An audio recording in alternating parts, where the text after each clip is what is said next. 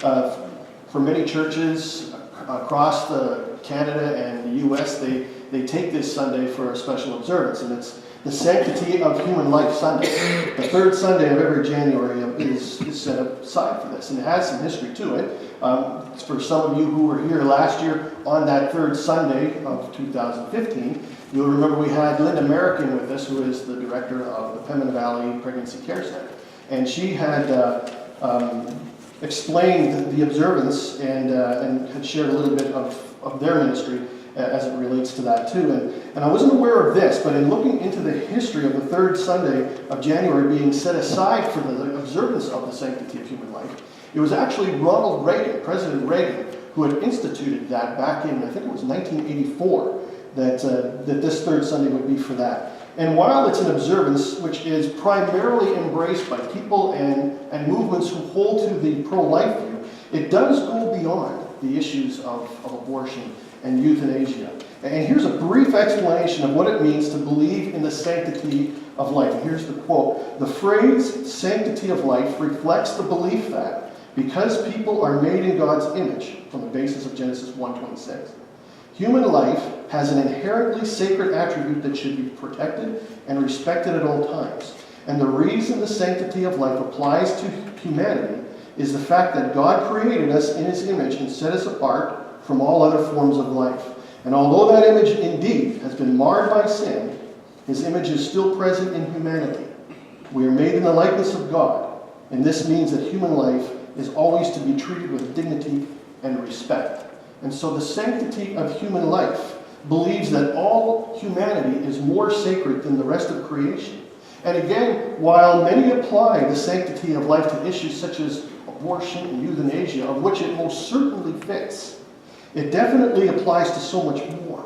Because the sanctity of human life, it should motivate us to combat all forms of evil, of injustice, that are perpetuated against human life, like whether it's violence or abuse of one kind or another, oppression, human trafficking, and other forms of evils that are violations to or of the sanctity of human life.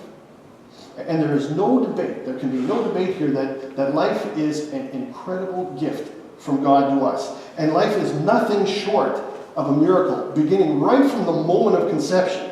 And just watching the changes of prenatal growth or the phases of each trimester is truly amazing, isn't it? Where each day and week you see these changes that are so unbelievable, like fingers and toes and facial features becoming more and more distinct and bone structure and so forth. Like all of it. It is, and you know what I find equally amazing is just seeing an expecting mother's belly move when that baby moves within her. Have you seen that kind of stuff before? It's almost freaky in a way, where you see like a footprint or a hand moving across this globe of a belly. And I'm a man trying to explain that. But life is a miracle, isn't it? And it starts off so small and so unassuming, and how something so small could grow into something so intricate and so delicate is not only physically, but those little guys and girls, they have a unique personality already to themselves, and which is completely unique to them. Human life is so amazing. And our God is such an awesome creator. And life is as such. To pass it off is mere chance. You know what? That requires more faith than what I have. Who other than the divine could take credit for the miracle of life, the miracle of all creation? And when God does something, He does it in such a way that no one person could ever take credit for it. No one could boast, because it is so far beyond human ability or capability. It is so far beyond what any one person could conjure up. And isn't that the way of God? All too often, isn't that the way of God? How He does things in such miraculous and in unique ways, where the only thing that anyone can say is exactly what we have sung earlier, that He is beautiful beyond description, He is too marvelous for words, too wonderful for what? For comprehension, like nothing ever seen or heard. And who can grasp His infinite wisdoms? Who can grasp the depth of the knowledge of God, of the love of God? And this is what we can say as we observe time and again through the Word of God from front to back. And there are these moments that are truly amazing, truly miraculous, where the fingerprints of the divine are there. And it can only be the divine, such as the Immaculate Conception, where an angel of the Lord appears to Mary and tells her that she is going to conceive the Son of God. And God chooses Mary, a young teenage girl, and there would be this swirl of controversy that would surround her during her pregnancy.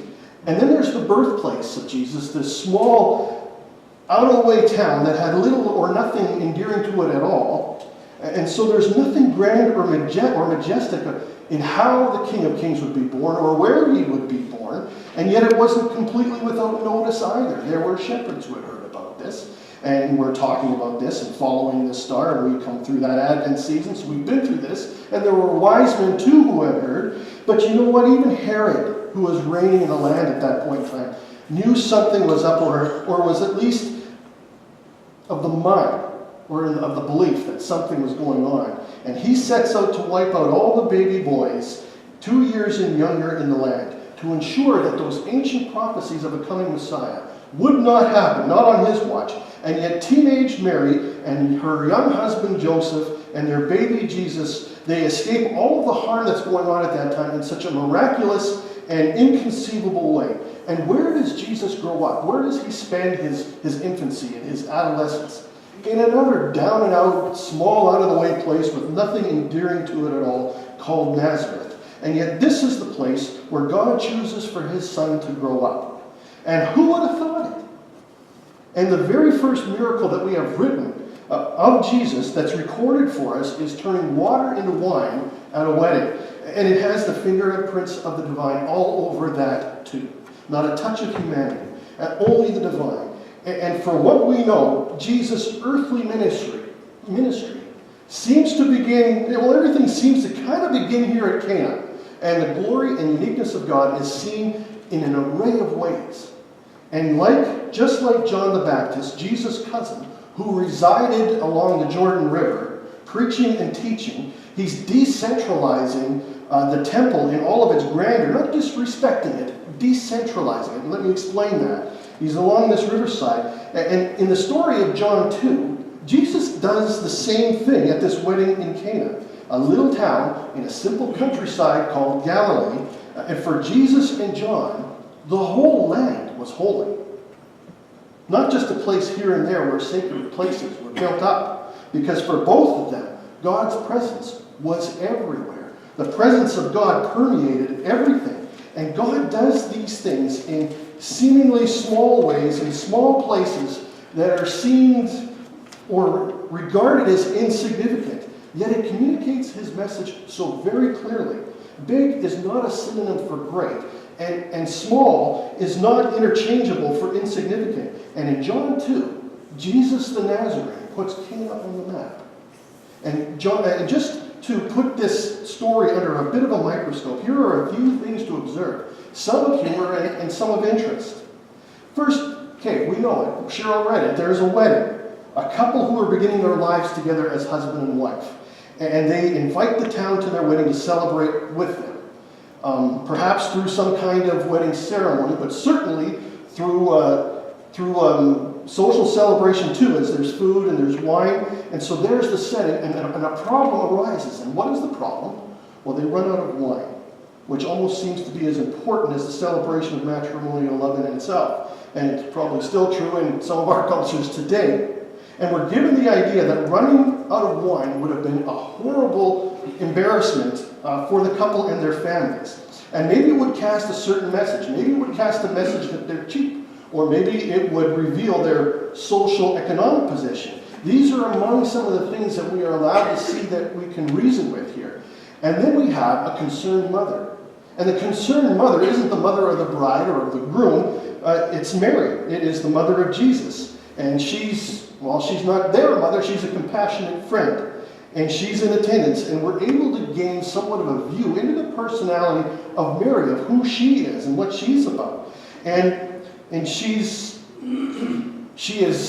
gains the awareness that, okay, there's no more wine. The couple, the families, they have this problem of running out of wine, and she feels for them. And she doesn't want to see them embarrassed over this whole thing. She doesn't want to see that happen. But what can she really do about it? I'm sure Mary's pockets weren't so deep that she could just kind of fix that and quickly acquire more wine. But she does have an idea, doesn't she? She assesses the situation, looks at it, and here's where we're kind of moving toward where I see the humor is kind of enters in. I can't really do much about this problem here, but I have an idea. My son can fix this. And while many people did not have a clear idea of whom Jesus was in the full sense, including his own brothers and sisters, Mary didn't have any doubt at all over the identity of Jesus, over who he was. And here's the humor as I see it. A miracle to show the glory of God, something that would make the Father who art in heaven known. You would think that something like a healing would be more appropriate here, and yet the very first miracle we have is water changing into wine, where Jesus does that. It almost sounds like Houdini-ish, doesn't it? Like a parlor trick. And it's funny, and really here's the exchange as I sort of see it happening. And Mary sees the problem and she goes to Jesus on Son. Whew. The happy couple and the family, they're in a real conundrum here. Well, what's the problem, Mother? Well, it seems they've run out of wine. And you know how that would look. And they're so stressed out about this. And you know how people are in this place and how they're going to talk about all this. People can be so thoughtless in small towns, right? And so I think it would be really good if you do something. I know you can do whatever you choose to do, so I'm asking you, could you maybe make some wine to become available? And Jesus responds, mother, son going on here. Woman, what does this have to do with me? And I can just see them standing there eye to eye, Mary looking up into his eyes and Jesus looking down into hers. And to paraphrase all this, really, his response, Mother, really? And then Mary, in her mind, this is a done deal. It's settled. And she just I see her kind of moving away. And as she's moving away, she has one more thing to say. She looks at the servant and says, you just do whatever he tells you to do, okay? And off she goes. And again, when you consider all of this, there's things to consider. And again, when the divine is present, the least expected will happen sometimes, won't it? And where something completely outside of the box takes place, something that no one could perceive or create or conceive or even imagine, where no one can boast, where no one can take credit, that's where you will find the fingerprints of the divine. And so here is what happens. Jesus accepted the invitation from his mother on behalf of a poor couple from a little village, and he asks the servants to fill up 6 stone jars that hold, I think, collectively about 20 to 30 gallons. And once full, he instructs them, now you take the jars to the master of this feast here, and you draw wine for him. And this is what they do. And you know what? It's not the cheap stuff that they receive. And the master, he declares it. And again, paraphrasing. Oh, wow. Usually, the good stuff is served first. But this wine here, and that first stuff was good in and of itself, but this stuff surpasses that. This is really good wine. You have saved the best for the last. Well done. Very good. Bravo. And so Jesus saves this couple, these families from social ridicule.